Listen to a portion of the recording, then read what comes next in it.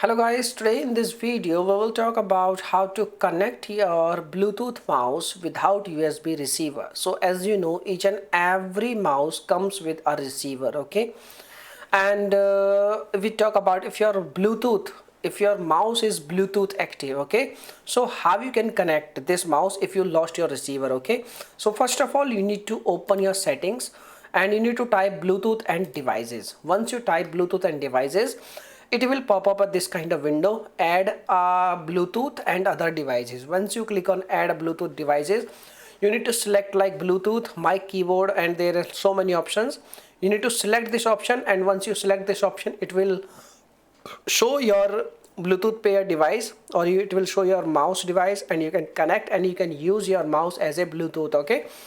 So with the help of Bluetooth, you can connect with your, you can like mouse with your PC without any receiver. But if you don't have any, you can like Bluetooth in your mouse, in that case you are not able to connect your mouse. You have to replace your mouse and you have to use a new one, okay? So this is the information, my dear friends, and if you are facing any issue, you can make a comment. I will reply you very soon, and thanks for watching this video. Bye bye.